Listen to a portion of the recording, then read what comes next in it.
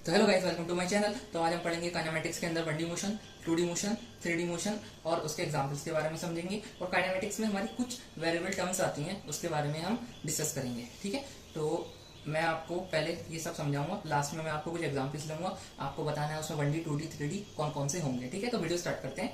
ध्यान से, आराम से, मजे से पढ़िएगा, बहुत ईजी है। ठीक है, स्टार्ट करते हैं। तो सबसे पहले आपको समझना है कि काइनेमेटिक्स का मतलब क्या होता है। काइन मतलब होता है मोशन, मोमेटिक्स होता है मैथ्स।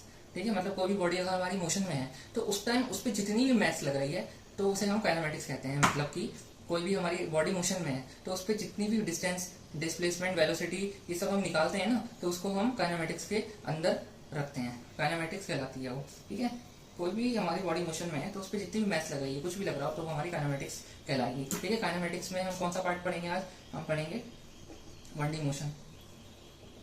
ठीक है, 1D मोशन। 1D मोशन मतलब किसी भी एक पर्टिकुलर डायरेक्शन में चेंज आना, उसे कहते हैं हम वन डायरेक्शन मोशन। ठीक है, तो इसका एग्जांपल ले लेते हैं। जैसे कि आपने यहाँ पे ले ली एक ये कार है।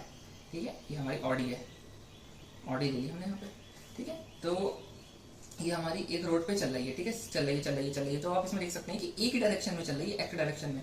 ठीक है, तो एक ही डायरेक्शन में हमारा चेंज आ रहा है, तो ये हमारा वन डायरेक्शन मोशन का एग्जाम्पल हो गया। ठीक है, फिर हम ले लेते हैं कोई भी हमारी ट्रेन है। ठीक है, वो हमारी, ये भी हमारा 1D मोशन का एग्जाम्पल है। जैसे कि हमारी ट्रेन सीधी सीधी सीधी सीधी सीधी के ट्रैक पे चल रही है, एक ही डायरेक्शन में चेंज आ रहा है। ठीक है, एक्ट डायरेक्शन में, तो ये हमारा 1D मोशन का एग्जाम्पल हो गया। ठीक है, एक ही डायरेक्शन में चेंज आए तो उसे कहते हैं हम वन डायरेक्शन मोशन। अब हम ले लेते हैं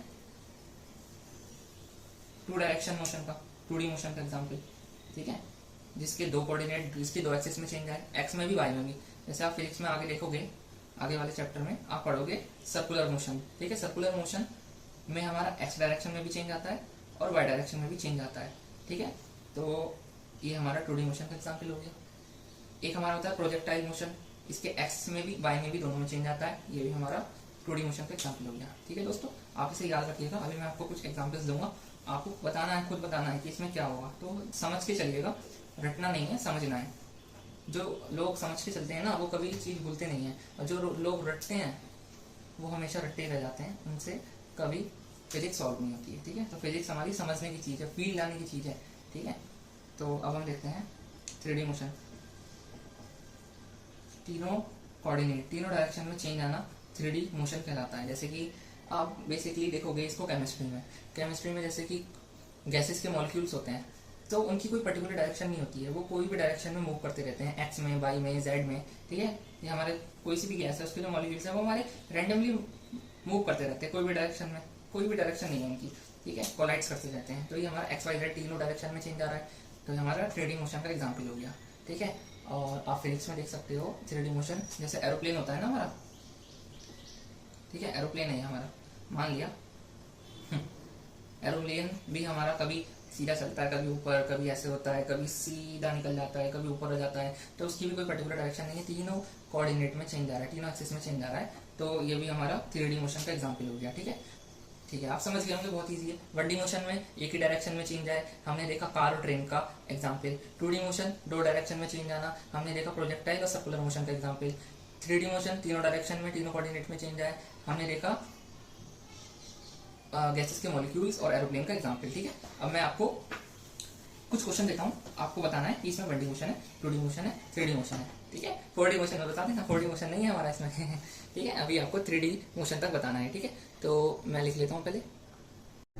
तो देख सकते हैं यहाँ पे मैंने कुछ एग्जाम्पल्स ले लिए हैं आपके लिए, तो मैं आपको 10 सेकेंड देता हूँ, आप इनको पढ़िए, ध्यान से सोचिए, समझिए कि इनका क्या मतलब है, और इनके 1D 2D 3D मोशन लिख लिए।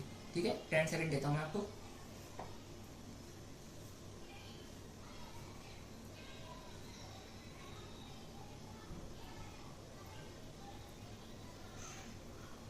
ओके, तो अब पहला देखते हैं, मोशन ऑफ एन एरोप्लेन। मैंने आपको अभी बताया था 3D मोशन में। ठीक है, एरोप्लेन की कोई भी डायरेक्शन नहीं थी, तीनों डायरेक्शन में मूव करता रहता है, तो ये हमारा 3D का एग्जाम्पल हो गया। ठीक है, अर्थ रिवॉल्विंग अराउंड द सन, ये भी मैंने अभी आपको बताया था।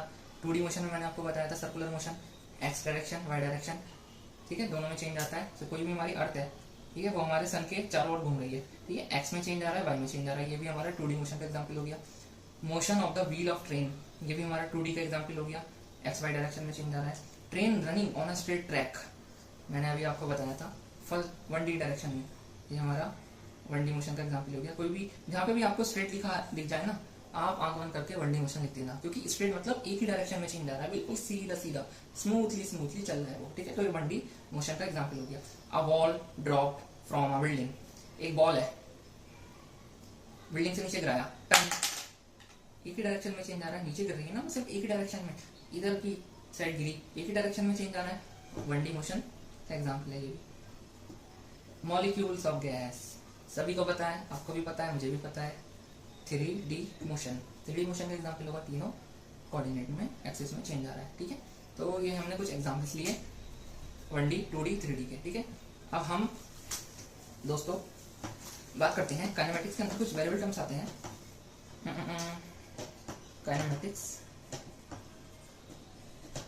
2D 3D के, ठीक है। अब हम दोस्तों बात करते हैं काइनेमेटिक्स के अंदर कुछ वेरिएबल टर्म्स आते हैं, काइनेमेटिक्स के अंदर कुछ वेरिएबल टर्म्स आते हैं, जैसे कि हमारा speed, velocity, distance, displacement, average velocity, average speed, कुछ वेरिएबल टर्म्स आते हैं। तो इनके बारे में भी आपको पढ़ना है, इनके ऊपर मेनली सवाल बनते हैं, नीट, जेई, 11th 12th आते ही आते हैं, 100% आते हैं।